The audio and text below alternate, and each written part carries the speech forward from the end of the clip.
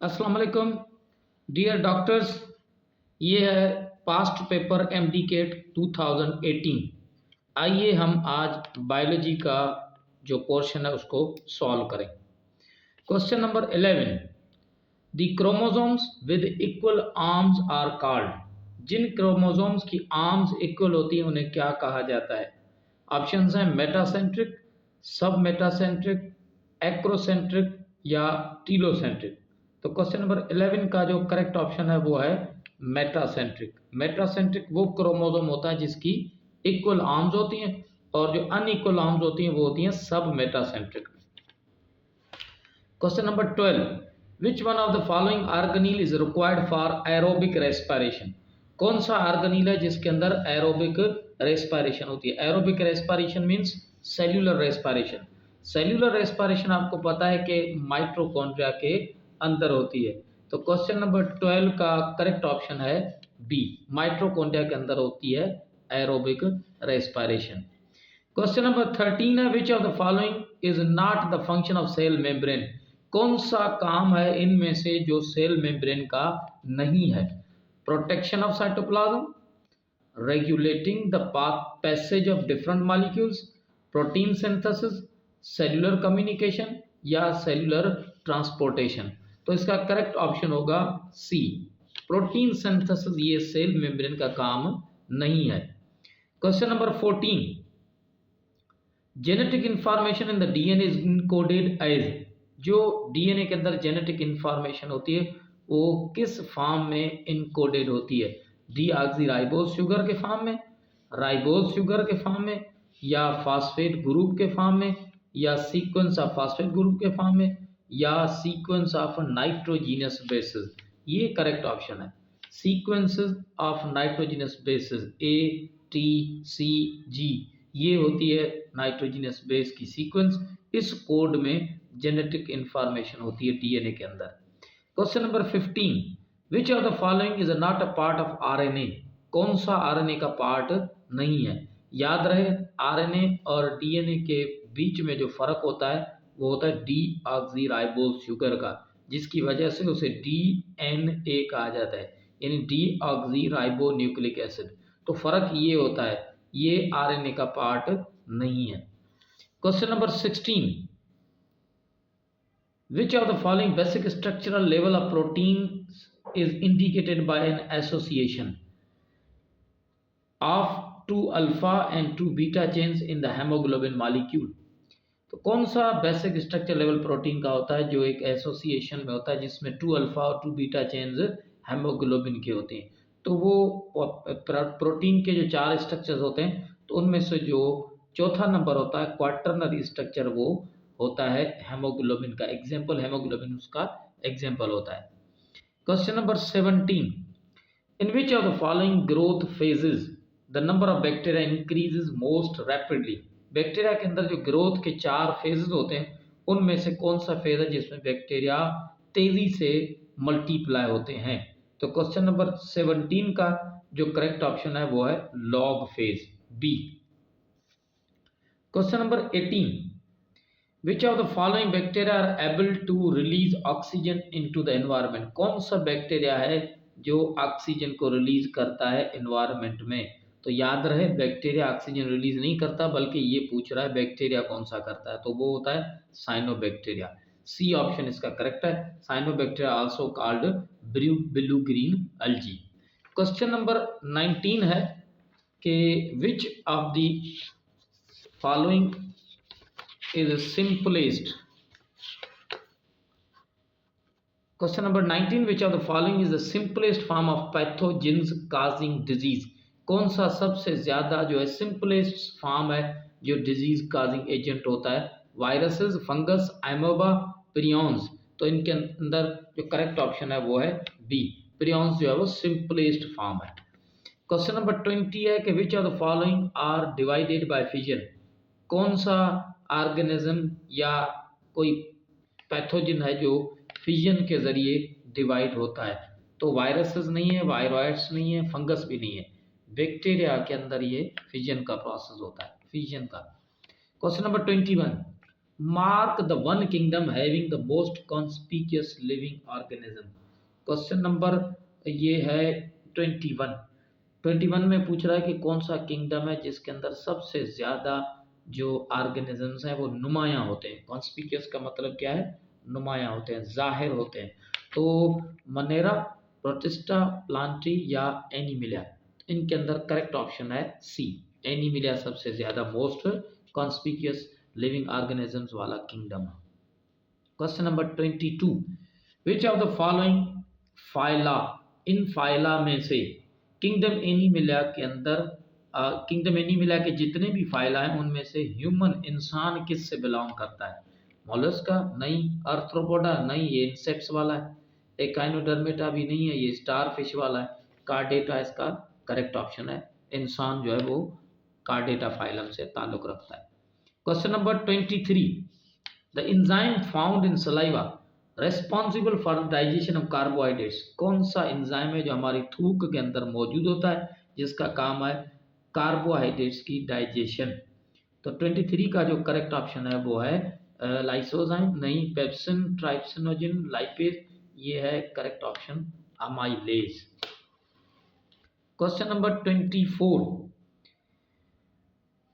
Which of the following endoparasites of human replicates with in human cells, कौन सा endoparasite है हमारा जो इंसान के अंदर ही अपने आप को रिप्लिकेट करता है? Bacteria, leech, fungi, helminths.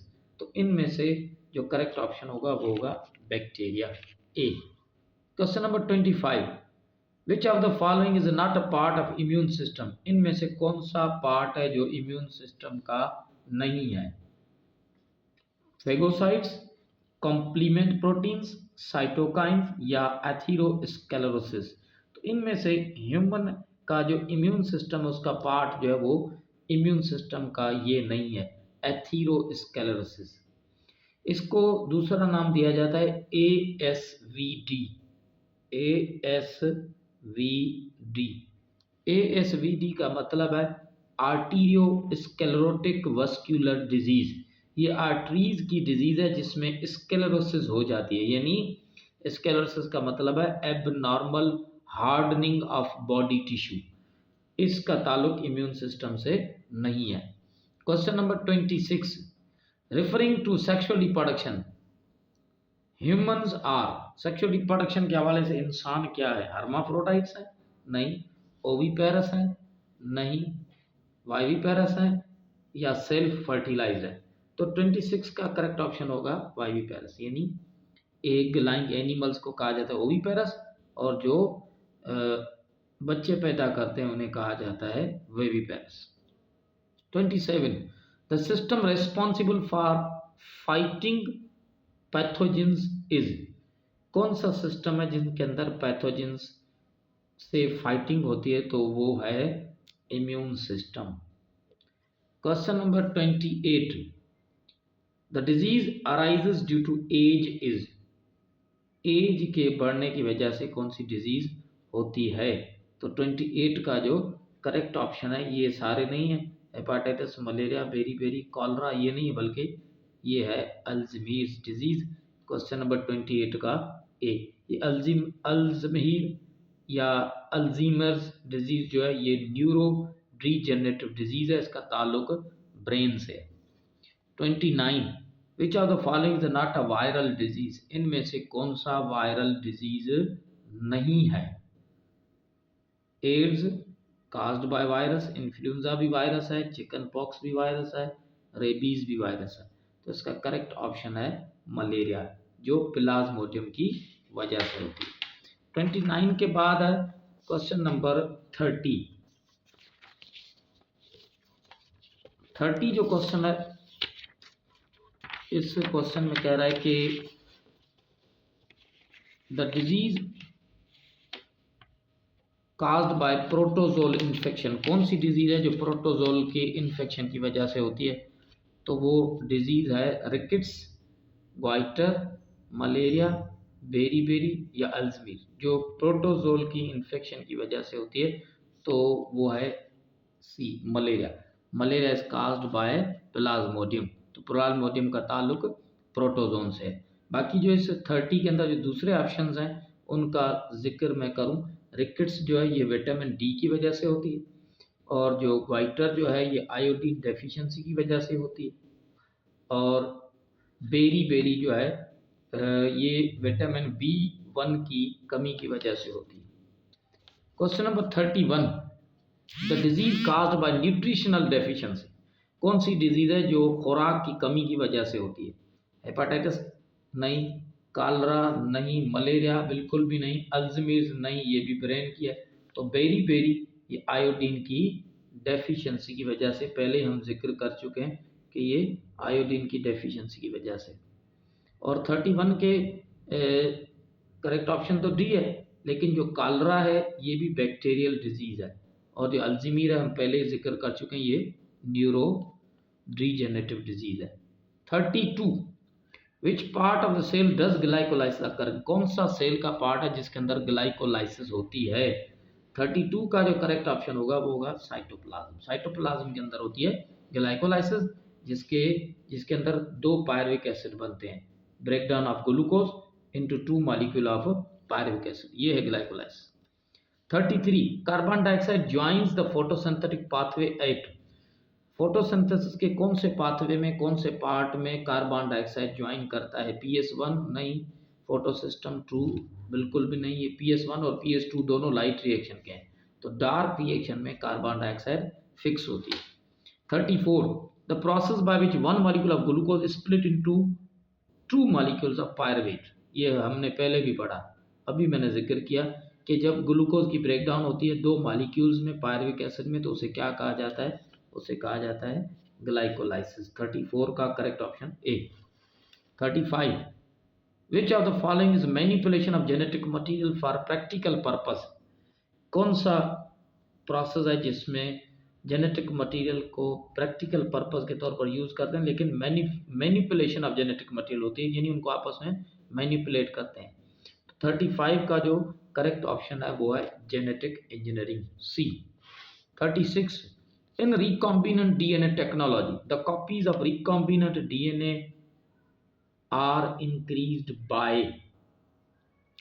तो ये रिकॉम्बिनेंट डीएनए की जो होती है टेक्नोलॉजी, इसके अंदर जो इंक्रीज होते हैं वो होते हैं multiplication of host with recombinant DNA. इस प्रोसेस से, इस डीएनए टेक्नोलॉजी में हम रिकॉम्बिनेंट डीएनए की कॉपीज करते हैं। Question number 37, the technique use for identification of criminals is called, उस टेक्निक को क्या कहते हैं जिसके अंदर क्रिमिनल्स की आइडेंटिफिकेशन होती है? तो ये तो तकरीबन सबको पता होता है, इसे कहते हैं डीएनए फिंगरप्रिंटिंग। उसके बाद 38, the category of organism which are able to make their own food, autotroph, जो अपना फूड खुद बनाते हैं। उसके बाद 39, the branch of science dealing with the fossil record is called, जिसमें फॉसिल्स की स्टडी की जाती है, यानी रिमेनिंग ऑफ लिविंग ऑर्गेनिजम्स, जिसे कहा जाता है डी पैलेंटोलॉजी। आखिरी क्वेश्चन है, the branch of science dealing with the classification of life form is called, जिसमें क्लासिफिकेशन होती है ऑर्गेनिजम्स की, तो उसे कहा जाता है टैक्सोनॉमी। Best of luck.